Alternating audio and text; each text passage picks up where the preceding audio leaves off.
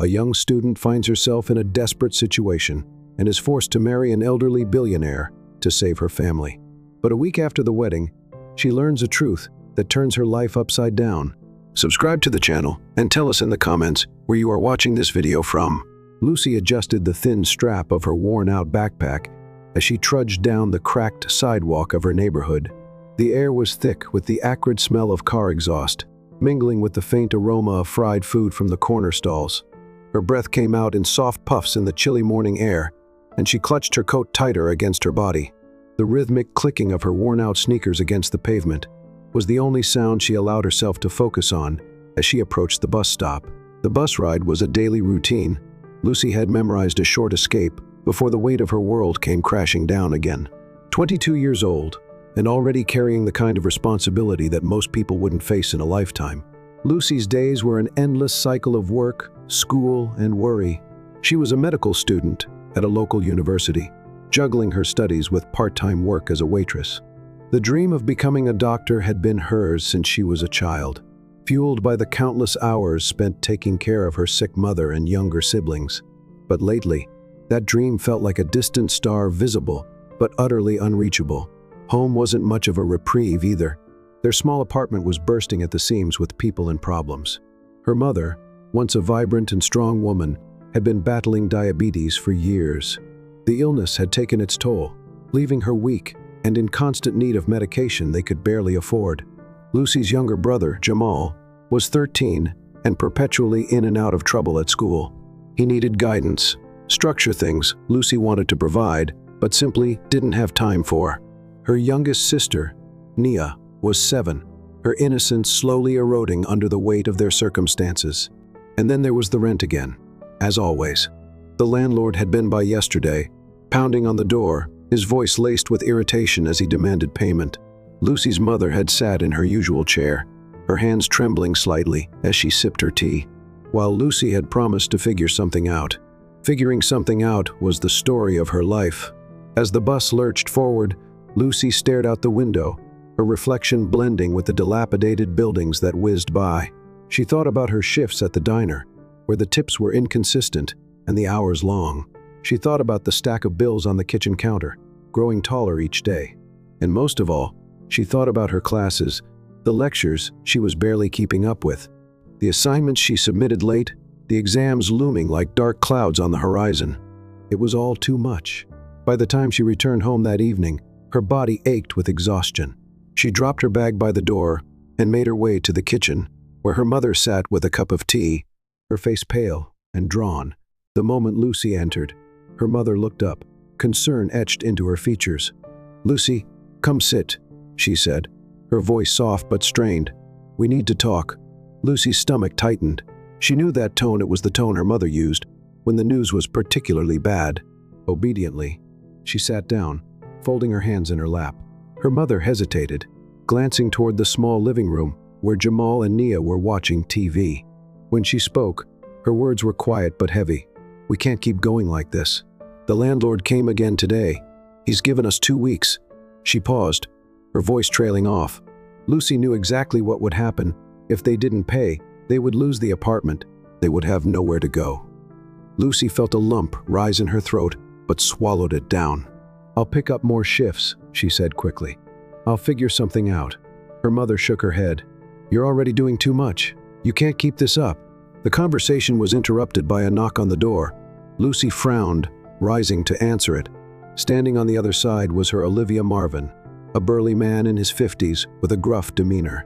He was a truck driver, always smelling faintly of engine oil and coffee. Lucy hadn't seen him in weeks, and his sudden appearance filled her with unease. "Olivia Marvin," she greeted him, stepping aside to let him in. "What are you doing here?" He didn't respond immediately, instead glancing around the cramped apartment with a critical eye. Finally, he turned to her, his expression unreadable. "I came to talk," he said. "It's important." They sat down in the living room, and Marvin leaned forward, his elbows resting on his knees. "I know things are hard for y'all," he began. "I've been thinking about how I can help, and I got a proposition for you." Lucy's heart sank. She didn't like the sound of this already. "There's a man I used to work for," Marvin continued. "Rich, real rich, lives in this big old house on the other side of town. He's looking for a wife. Lucy blinked, stunned into silence. A wife? She repeated, disbelief coloring her tone. Marvin nodded. Yeah, he's an old white guy, 65 I think. Got some kind of illness, so he ain't got much time left. But he's willing to pay real good money for someone to marry him. Lucy stared at him, her mind reeling. You're not serious. I'm dead serious, Marvin said. He don't want no romance or nothing, just a legal arrangement. He'll take care of you, your mama, the kids, everything. And when he goes, you get the inheritance.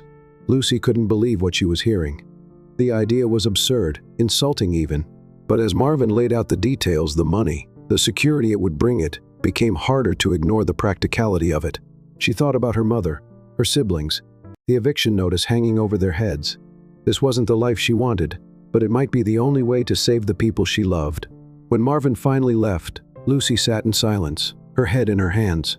She felt trapped, cornered by circumstances beyond her control. She had always dreamed of a bright future, one where she could stand on her own 2 feet and make her family proud. But now that dream seemed like a luxury she could no longer afford. By the time she went to bed that night, Lucy had made her decision. She would meet this man, this wealthy stranger, and see for herself if this deal was something she could stomach. It wasn't what she wanted, but it might be what she needed. For now, that would have to be enough. Lucy stood outside the wrought-iron gates of the mansion, her fingers nervously clutching the strap of her bag. The imposing structure before her looked like something out of a movie, a sprawling estate with manicured lawns, marble fountains, and towering oak trees lying in the driveway. The sheer grandeur of it all made her feel small, insignificant, as if she didn't belong here. Her Olivia Marvin, who had driven her to the mansion, gave her a reassuring nod before pulling away in his battered pickup truck, leaving her alone. The gates creaked open slowly, as if to emphasize the weight of what she was about to do. A uniformed man emerged from a small booth beside the gate and gestured for her to follow the cobblestone path toward the main entrance. Each step felt heavier than the last, as Lucy's mind raced with doubts and questions. What kind of man was Connor? Would he be cruel, dismissive, or worse? The uncertainty gnawed at her, but she pushed forward. She had no choice. When she reached the front door, it opened before she could knock. A butler, tall and impeccably dressed in a black suit, greeted her with a polite bow. "Miss Lucy, I presume? Mr. Harris is expecting you. Please follow me."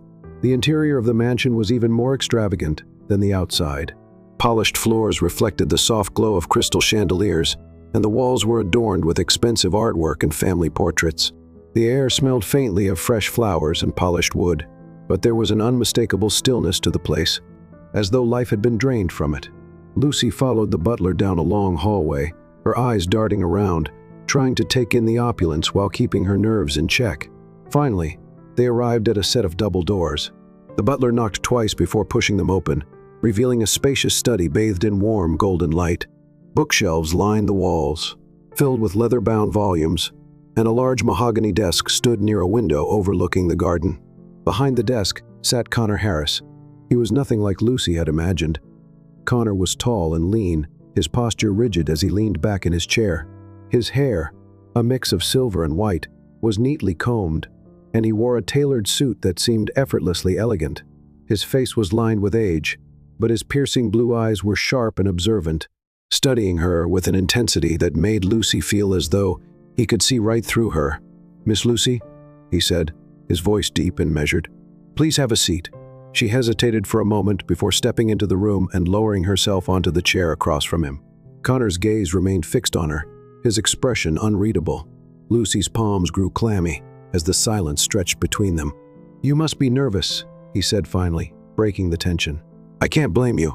The situation is unconventional, to say the least." Lucy nodded, unsure of what to say. Her voice felt stuck in her throat, so she simply waited for him to continue. "I understand that your Olivia explained the arrangement to you," Connor said, folding his hands on the desk. "I want to be clear about my intentions. I'm not looking for a romantic partner, nor am I interested in any kind of physical relationship. What I need is a legal spouse, someone who can fulfill the basic requirements of marriage on paper. In return, I will ensure that you and your family are taken care of." His words were calm and businesslike, devoid of emotion. Yet there was an undertone of something else, regret perhaps, or weariness. Lucy studied him carefully, trying to discern his true motives. Despite her initial fears, he didn't seem threatening or predatory. If anything, he seemed distant, as though he were already somewhere far away in his mind. "Why me?" Lucy asked. Finally, her voice steadier than she expected. Connor tilted his head slightly, as if considering the question. "Your Olivia spoke highly of your character," he said. "Your intelligent, hardworking, and selfless qualities I admire. And if I may be blunt, I was drawn to the idea of helping someone who genuinely needs it." Lucy didn't know how to respond. She wasn't used to being described in such flattering terms, and she couldn't shake the feeling that there was more to his reasoning than he was letting on. Connor leaned back in his chair, his gaze softening slightly. "I won't pretend this is an easy decision for you. It's not an easy decision for me either, but time is not on my side. I've found that people often reveal their true selves when they think they have nothing to lose. I'm giving you an opportunity, yes, but I'm also taking a risk. I hope we can approach this arrangement with mutual respect." Lucy felt a lump rise in her throat. The way he spoke so calm and deliberate reminded her of the professors at her university, people who lived in their own world of logic and reason, detached from the chaos of everyday life. She couldn't tell if he was being genuine or simply putting on a convincing act. "I need some time to think about it," she said finally, her voice barely above a whisper. Connor nodded. "Of course. Take all the time you need, but if you choose to proceed, understand that this will be a binding agreement. I expect honesty and discretion." He reached for a folder on his desk and slid it across to her. "This contains the details of the arrangement. Review it carefully. If you decide to move forward, contact my assistant and we'll make the necessary preparations." Lucy hesitated before taking the folder, her fingers brushing against the smooth leather as she stood to leave. Connor rose from his chair and extended his hand. She shook it reluctantly, surprised by how steady and warm his grip was. "Good luck, Miss Lucy," he said, his tone almost gentle. "Whatever you decide, I hope it brings you peace." As the butler escorted her back to the front door, Lucy's mind raced with conflicting emotions. The meeting had gone differently than she'd expected, but she wasn't sure if that was a good thing or a bad thing. Connor Harris was an enigma, cold and detached on the surface, yet there was something about him that felt genuine, even kind. She couldn't shake the feeling that there was more to his story, something he wasn't telling her. When she stepped back out into the crisp evening air, Lucy felt the weight of the decision pressing down on her like never before. The folder in her hand felt heavier with each passing second, a physical reminder of the crossroads she now stood at. Her family needed her, but at what cost? Could she really go through with this arrangement and marry a man she barely knew? As she walked away from the mansion, her heart and mind were locked in a battle she wasn't sure she could win. The day Lucy moved into Connor Harris's mansion, the sky was overcast, matching the heavy knot of unease in her chest. She had spent the last few nights lying awake, staring at the ceiling of her family's cramped apartment, replaying every moment of their meeting. The weight of her decision was suffocating, but the sight of her mother's relief and the sound of her siblings' laughter when she told them everything would be okay had solidified her choice. Now, standing at the gates of the estate once again, Lucy felt more like a stranger in her own body than ever before. The black SUV that had brought her from her old neighborhood pulled away, leaving her alone with a suitcase and a house that looked too large, too quiet, and too distant from the life she knew. The butler, whose name she had learned was Mr. Louis, greeted her with the same polite bow as before. "Miss Lucy, welcome. Your room is ready. Shall I show you the way?" Lucy nodded, clutching the handle of her suitcase tightly. "Thank you," she said, softly, her voice almost drowned out by the echo of her own footsteps on the marble floor as she followed him inside. The mansion was as pristine and overwhelming as she remembered. The walls adorned with art and framed photographs seemed to tell the story of a family that no longer existed. The silence was even more palpable now that she knew she would be living here. Mr. Louis led her up a grand staircase, past a long hallway, and finally to a room at the far end. He opened the door to reveal a spacious bedroom, bathed in soft, natural light. The furnishings were elegant, but simple: a large bed with crisp white linens, a writing desk by the window, and a wardrobe that dwarfed the suitcase in her hand. "This will be your room, Mr. Louis said, placing a key on the desk. "Mr. Harris prefers his privacy, so your quarters are on the opposite side of the house from his. If you need anything, please don't hesitate to ask." Lucy nodded again, unsure of what to say. She thanked him quietly as he left. closing the door behind him with a soft click. For a moment, she simply stood there, taking in her surroundings. The room was beautiful, far nicer than anything she had ever known.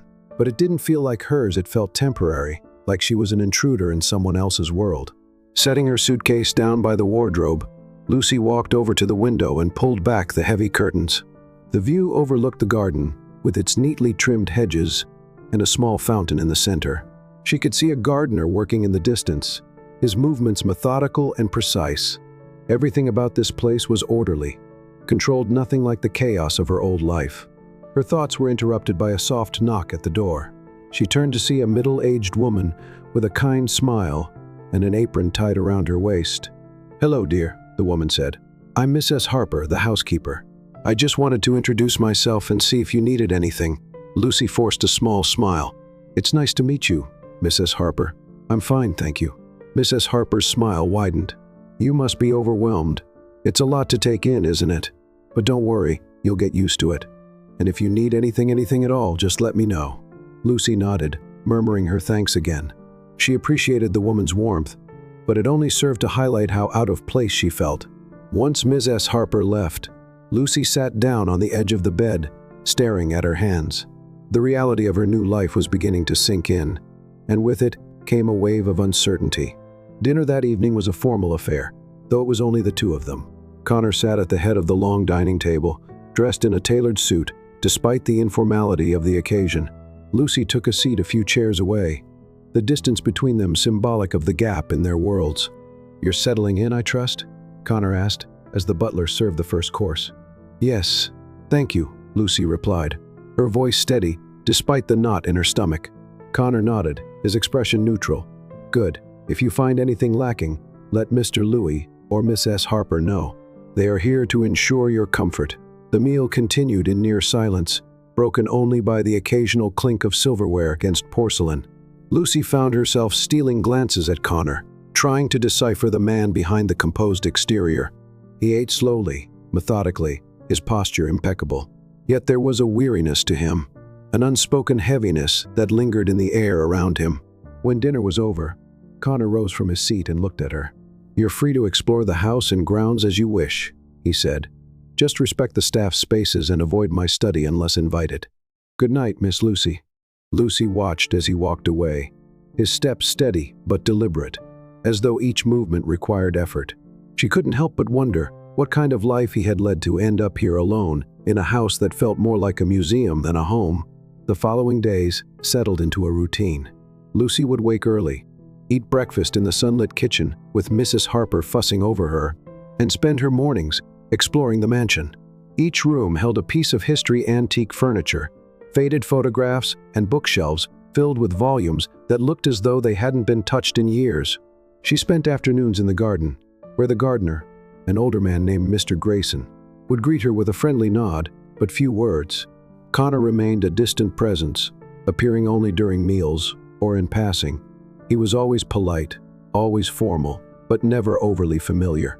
Lucy couldn't decide if his demeanor was meant to make her comfortable or to keep her at arm's length. One evening, as she wandered the halls, she stumbled upon a small music room.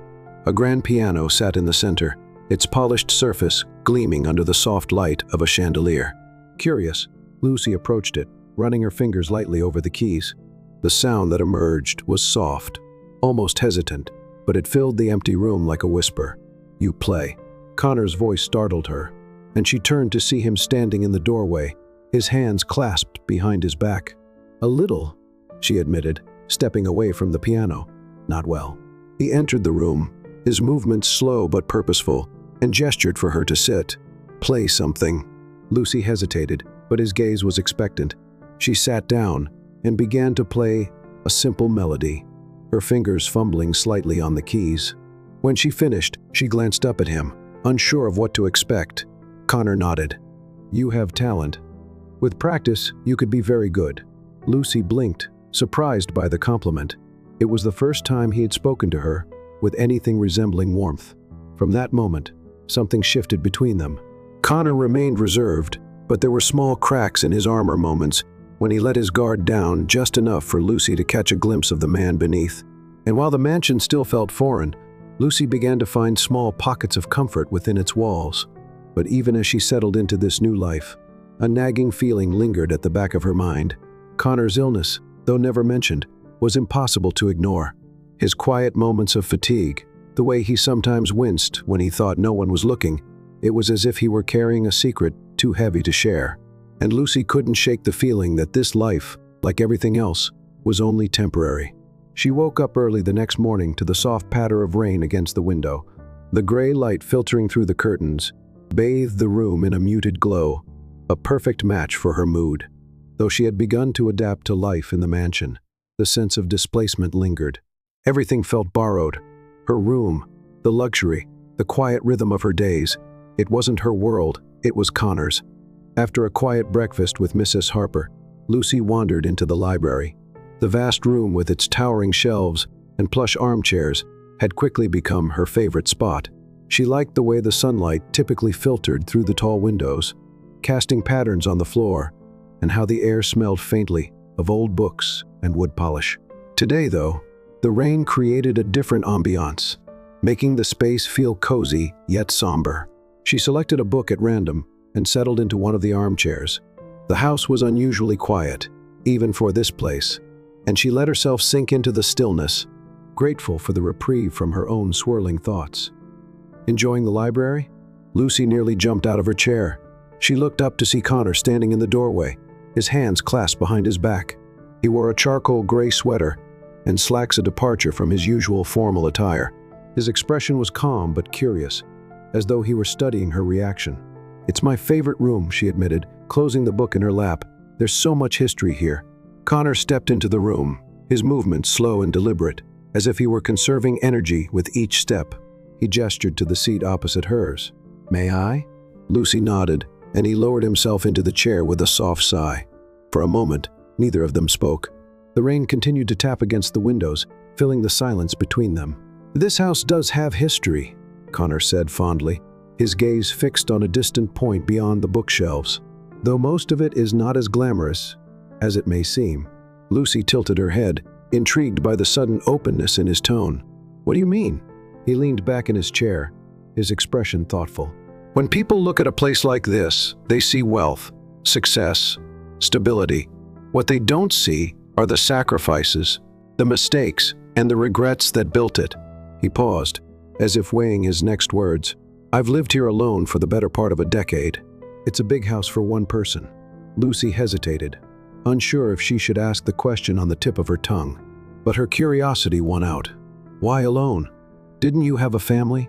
Connor's lips curved into a faint, bittersweet smile. "I did once. My parents immigrated to this country with nothing but hope and a willingness to work hard. They built a life here, brick by brick. I inherited their drive, but not their wisdom. I chased success at the expense of everything else. My marriage fell apart, and I never had children. By the time I realized what I'd lost, it was too late." Lucy felt a pang of sympathy. She had spent so much time thinking of him as a distant, unknowable figure that she hadn't considered the weight he carried. "I'm sorry," she said quietly. He met her gaze, his eyes softer than she'd ever seen them. "Don't be. I made my choices. I live with them."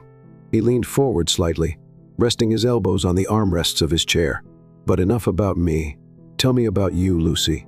What brought you here besides circumstance?" The question caught her off guard. No one had asked her that in such a direct way before. She hesitated, unsure of how much to reveal. "I guess I've always felt responsible for my family," she began, her voice tentative. "My mom's been sick for a long time, and my siblings depend on me. Going to medical school was supposed to be my way of making things better for all of us. But it's hard to focus on your dreams when reality keeps pulling you back." Connor nodded, his expression unreadable. "And now you found yourself here, in a place you never imagined." Lucy managed a small smile. "Something like that." There was another stretch of silence, but it didn't feel awkward. It felt as though they were both processing the weight of their respective lives, the choices and compromises that had brought them to this point. "Lucy," Connor said, his tone more serious now, "I need to tell you something I've been meaning to for some time." Her heart skipped a beat. There was something in his voice that made her stomach tighten with apprehension. "What is it?" He exhaled deeply, leaning back in his chair. "I'm not a healthy man. I'm sure you've noticed." She nodded slowly, her throat dry. It was impossible not to notice the subtle signs, the way he tired easily, the occasional wince of pain when he thought no one was looking. "I have a terminal illness," he said, his voice steady but tinged with resignation. "The doctors have given me months, maybe less. I've come to terms with it, but I felt it was only fair to tell you." Lucy's chest tightened as she absorbed his words. She had suspected he was ill, but hearing it confirmed was different. "I'm so sorry," she said, her voice barely above a whisper. Connor shook his head. "Don't be. We all have an expiration date. Mine just happens to be closer than most. What matters to me now is how I spend the time I have left." He looked at her, his gaze piercing yet kind. "That's why I wanted someone like you here, not because I needed a caretaker or a companion, but because I wanted to leave something behind that mattered. Helping you and your family. It feels like the first truly meaningful thing I've done in years." Lucy didn't know how to respond. The man she had once thought of as cold and distant was revealing himself to be so much more complex, so much more human than she had imagined. She felt a swell of emotion rise in her chest, a mix of gratitude, sorrow, and something she couldn't quite name. The rain continued to fall as they sat there, the sound a gentle backdrop to the quiet understanding that had formed between them.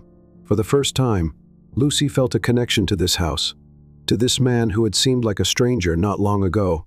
And for the first time, she began to see the potential for something deeper, an opportunity to learn, to grow, and to find meaning in a situation she had never expected. The days following Connor's revelation about his illness were marked by a subtle but profound shift in the mansion's atmosphere. The weight of his words lingered in Lucy's mind, reshaping her understanding of him and the life he had lived. He was no longer just a wealthy stranger with a cold exterior. He was a man grappling with his mortality, a man who had made mistakes and was now seeking redemption in his own quiet way. Lucy found herself drawn to his presence more often, though their interactions remained measured and polite. There was something grounding about his calm demeanor, something reassuring about the way he carried himself with quiet dignity despite the shadow of his illness. It was as though he had accepted his fate and was determined to face it on his own terms. One morning, as the sun broke through the clouds for the first time in days, Lucy made her way to the garden. She had begun spending more time there, finding solace in the neatly trimmed hedges and the gentle trickle of the fountain. To her surprise, she found Connor sitting on one of the stone benches, a book resting on his lap. He looked up as she approached, his expression softening into a faint smile. "Good morning, Lucy," he said, closing the book and setting it aside. "You're up early." "I couldn't sleep," she admitted, sitting down on the bench beside him.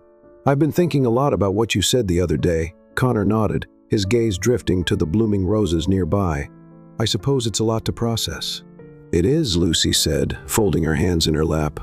"But it's also made me think about my own life, about how much I've been running on autopilot, just trying to get through each day." He turned to look at her, his blue eyes sharp yet kind. "What would you do if you didn't have to worry about all of that? If the weight you carry were lifted?" The question caught her off guard. She hadn't allowed herself to think that far ahead in years. "I don't know," she said honestly. "I've been so focused on taking care of everyone else that I haven't really thought about what I want." Connor was silent for a moment, as if considering her words. Then he spoke, his tone thoughtful.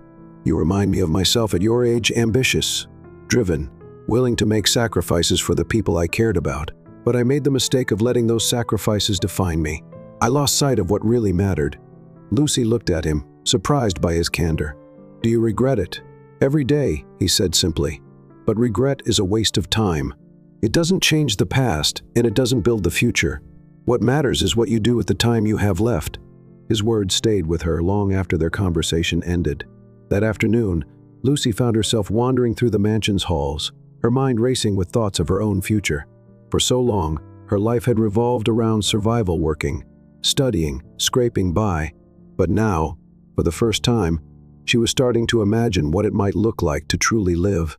Later that evening, as Lucy was returning to her room, she noticed a light on in the music room.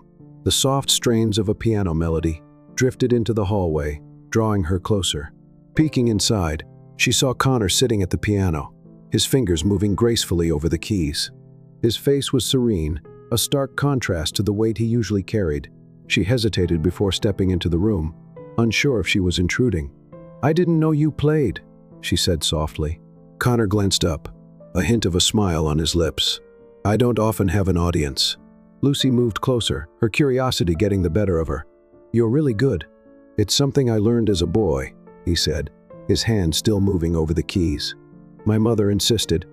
She said music had a way of speaking to the soul." Lucy sat down on a nearby chair, captivated by the way the music seemed to fill the room.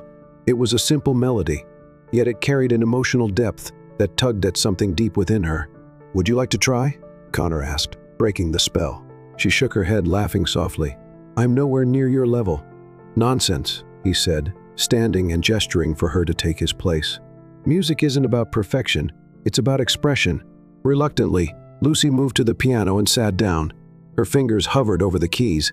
Hesitant, Connor stood beside her, his presence steady and reassuring. She began to play a simple tune, the same one she had practiced years ago, on the old out-of-tune piano at her childhood church.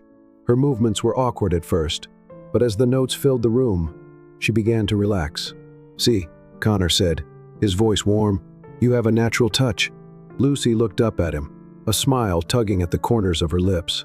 "Maybe, but I still have a lot to learn." He chuckled softly. "We all do." In the days that followed, the piano became a bridge between them. Lucy would practice in the evenings, and Connor would sometimes join her, offering gentle guidance or simply listening. Their shared moments at the piano brought a new sense of connection, a quiet understanding that didn't require words. But as their bond grew, so did Lucy's awareness of the fragility of their time together. Connor's illness was always there, a silent presence in the background. She noticed the way he tired more easily, the way his hands sometimes trembled when he thought no one was looking. And yet, he never complained, never allowed his condition to overshadow the moments they shared. One evening, as they sat together in the music room, Connor turned to her with an expression she couldn't quite read. "Lucy, there's something I want to do, something I'd like you to be a part of." "What is it?" she asked, her curiosity piqued. He hesitated, as if weighing his words carefully. "I'd like to write a letter, a sort of testament, not just for the estate, but for the people I've known, the life I've lived. I want it to mean something." Lucy nodded, understanding the weight of what he was asking. "I'd be honored to help." Over the next few days, they worked together in his study, crafting the letter that would become Connor's final gift to the world. He spoke openly about his regrets, his hopes, and the lessons he had learned. For Lucy, the experience was both humbling and transformative. She began to see her own life through a different lens, inspired by Connor's courage and introspection. As they finished the letter, Lucy felt a profound sense of gratitude, not just for the opportunity to know Connor, but for the ways he was quietly helping her rediscover herself. Their time together was limited, but it was proven to be more meaningful than she could have ever imagined. The mornings had grown quieter. The house, already subdued, seemed to carry the weight of unspoken truths. Connor's presence, once steady and composed, now carried a fragility that Lucy couldn't ignore. His illness was progressing rapidly, though he never openly acknowledged it. The subtle signs were there: longer pauses in conversation, deeper lines of fatigue etched into his face, and the way his hands occasionally trembled when he reached for a glass or a book. It was during one such morning that Connor invited Lucy to join him in the garden. He sat on the same stone bench where they'd spoken before, his pale complexion striking against the greenery that surrounded him. Lucy brought a cup of tea for him and settled on the bench nearby, sensing that he had something on his mind.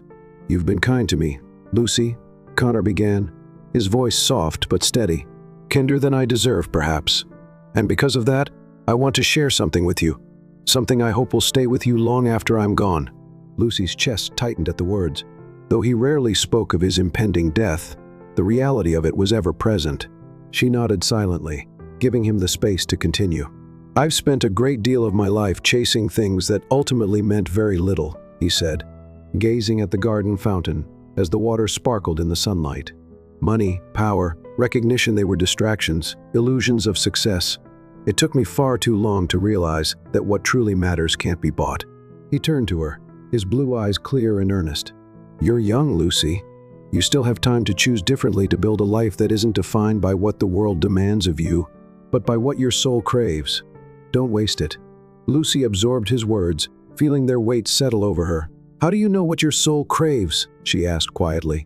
Connor smiled faintly, as if the question carried both simplicity and complexity. You listen, you trust yourself, and you let go of the fear that tells you you're not enough.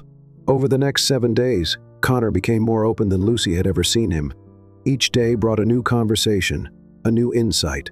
He spoke of his childhood, growing up as the son of immigrants who had worked tirelessly to give him a better life. He shared stories of his youth, of mistakes made in the pursuit of wealth and status, and of the relationships he had neglected along the way. One evening, as they sat in the music room, he recounted his first love, a woman named Eleanor, who had been a pianist like Lucy. She had this way of making everything feel alive, he said, his voice tinged with nostalgia. But I let her slip away because I was too busy chasing things that didn't matter. Lucy noticed the way his hands lingered over the piano keys, his touch lighter than before. "Do you still think about her?" she asked. "Every day," he admitted. "Not with regret anymore, but with gratitude. She taught me something I was too young to understand at the time, that love is the only thing worth holding on to. Not the kind of love that demands or controls, but the kind that simply is." His words stayed with Lucy long after the conversation ended. She found herself reflecting on her own life, on the choices she had made and the ones she had yet to make. For so long, her existence had revolved around duty and survival. But now she was beginning to see a different path, a path defined not by obligation, but by purpose. On the 6th day, Connor invited her to his study. A large wooden chest sat on the desk, its surface worn with age. "I want you to have this," he said, gesturing to the chest. "Inside, you'll find letters, photographs, pieces of my life that I've held on to over the years. They don't mean much to anyone else, but to me, they're a record of everything I've lived and learned. Maybe they'll mean something to you, too." Lucy hesitated, her hands hovering over the chest. "Why are you giving this to me?" "Because you've listened," Connor said simply. "And because I see in you the kind of courage I wish I'd had at your age." She opened the chest carefully, her fingers brushing against the edges of faded photographs and handwritten letters. Each item felt like a window into Connor's past, a life filled with both triumphs and regrets, moments of joy and pain. As she sifted through the contents, she felt an overwhelming sense of connection to this man who had once been a stranger. On the 7th day, Connor asked Lucy to join him in the library. The rain had returned, casting the room in a soft gray light. He sat in his usual chair, a blanket draped over his legs, and gestured for her to take the seat across from him. "I have one last thing to ask of you, Lucy," he said, his voice quieter than usual. "Anything," she said, her heart heavy with the knowledge that their time together was nearing its end. "When I'm gone, don't let this place become a burden. Let it be a stepping stone, a foundation for whatever you choose to build. Use it to help others, to create something meaningful. Promise me that." Lucy's throat tightened as she nodded.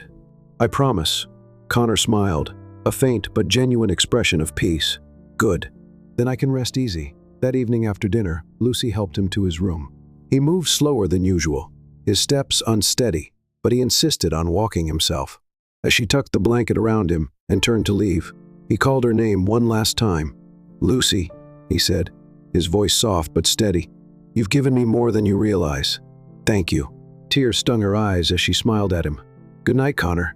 The next morning, Lucy found him peacefully lying in his bed, his expression as though he had simply drifted away in his sleep. On the bedside table was a letter addressed to her. Her hands trembled as she picked it up, her heart breaking and swelling all at once. The letter began with his characteristic clarity and grace, recounting his gratitude for their time together and the lessons he hoped she would carry forward.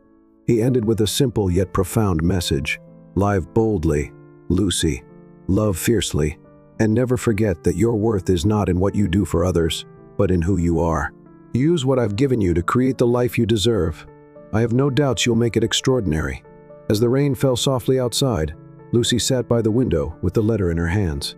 Her tears fell freely. For the first time in a long time, she felt a sense of clarity, a quiet but powerful resolve to honor Connor's final wish and forge a life of meaning and purpose. The mansion felt emptier than ever.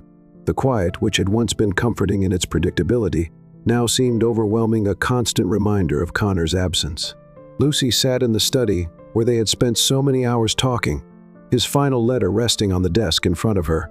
She had read it several times since his passing, each word sinking deeper into her heart. The letter was both a farewell and a roadmap, filled with reflections on the life, Connor had lived and the life he hoped Lucy would build. He had left her everything: the mansion, his financial assets, and his personal journals. But it wasn't just the material wealth that struck her. It was the trust he had placed in her, the belief that she could use these resources to create something meaningful. Lucy folded the letter carefully and placed it back in its envelope. Her emotions were a tangled web of grief, gratitude, and determination. She had spent so much of her life focused on surviving that the idea of thriving felt almost foreign. But Connor's words had ignited something in her, a spark of possibility she couldn't ignore. That afternoon, Lucy sat down with Mr. Louis and Miss S. Harper. The two remaining staff members of the household had both been with Connor for decades and were deeply affected by his passing. Lucy wanted to honor their loyalty and ensure they felt secure in this time of transition. Mr. Louis, Miss S. Harper, she began, her voice steady despite the lump in her throat. I know this house has been your home as much as it's been his. I want you to know that you're welcome to stay here as long as you'd like. But if you feel it's time to move on, I'll make sure you're taken care of. The butler and housekeeper exchanged a glance before nodding, their gratitude evident in their expressions. Thank you, Miss Lucy, Mr. Lewis said. Mr. Harris always spoke highly of you.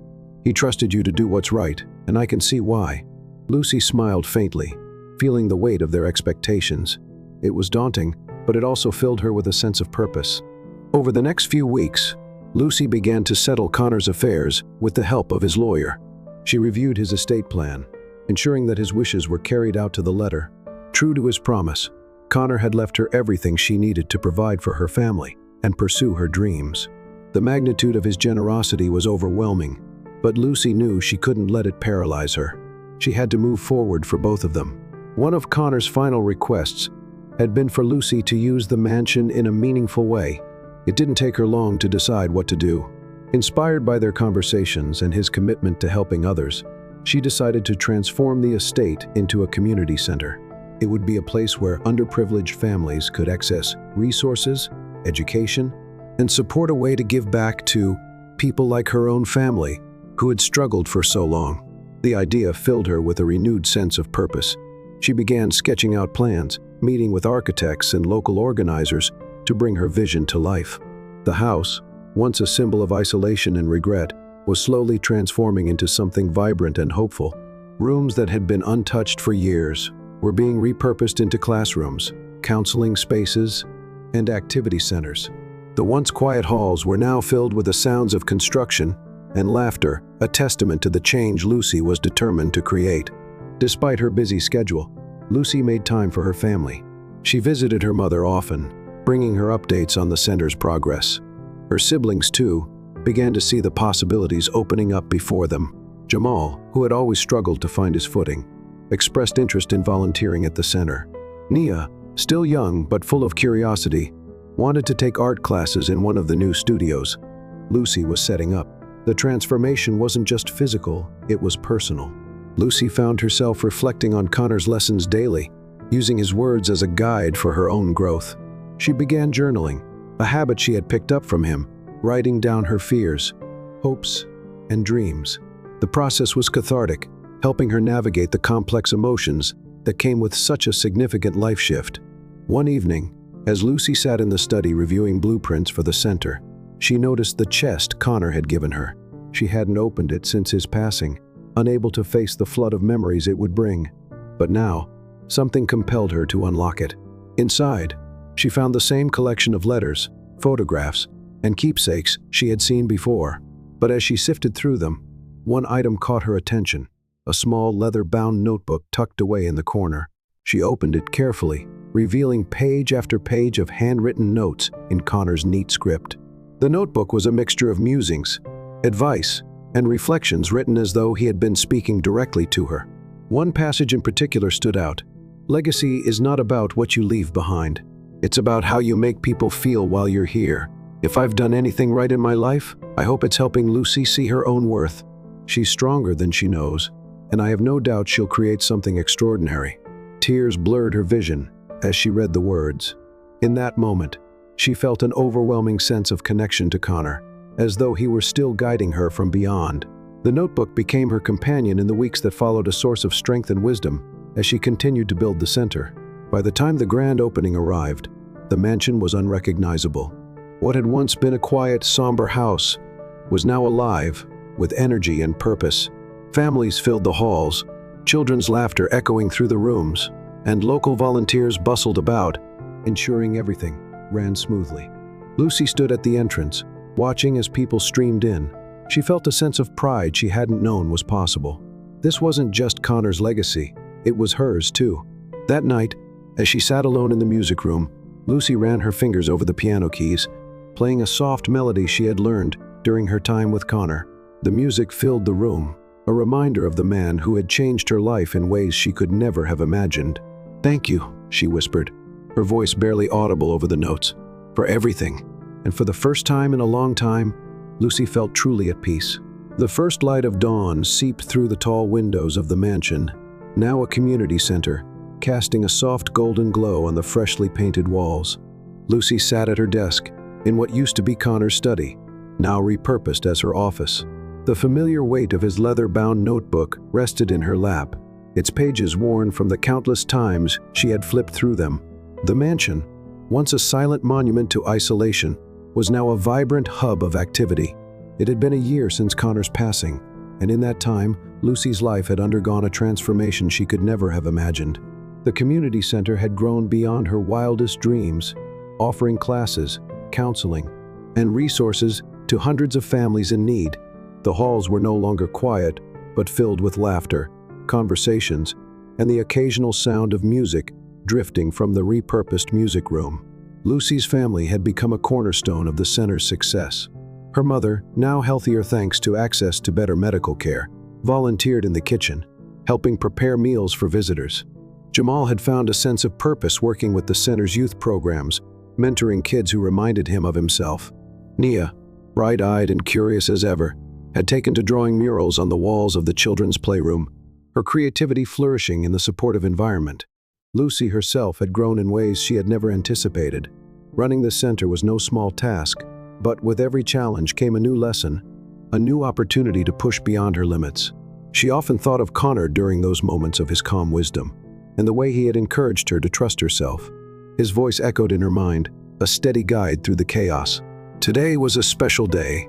The center was hosting its first annual Legacy Gala, an event designed to raise funds and celebrate the lives that had been changed through their work. Guests were beginning to arrive, and Lucy could hear the faint hum of chatter and laughter from the grand hall downstairs. She had spent weeks planning the event, ensuring that it honored not only the community, but also Connor's memory. Lucy closed the notebook and placed it gently on her desk. She stood, smoothing the fabric of her dress, a simple yet elegant navy gown that reminded her of the one she had worn at her wedding to Connor. The memory brought a bittersweet smile to her face. That day had been the beginning of a journey she hadn't fully understood, at the time a journey that had brought her here. As she descended the grand staircase, the sight that greeted her was overwhelming. The once formal dining hall was now alive with color and movement. String lights hung from the ceiling, casting a warm glow over the crowd. Tables were adorned with floral centerpieces, and a band played soft jazz in the corner. Families, donors, and volunteers mingled, their faces alight with joy and gratitude. At the center of it all was a large photograph of Connor, displayed on an easel near the entrance. The image captured him in a rare, candid moment, a faint smile softening his usually stoic features.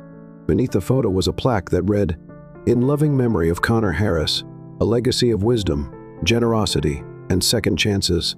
Lucy made her way to the stage, her heart pounding as she prepared to address the crowd. As she stepped up to the microphone, the room fell silent, all eyes on her. "Good evening, everyone," she began, her voice steady despite the emotions bubbling beneath the surface. "Thank you for being here tonight. This event is more than just a celebration.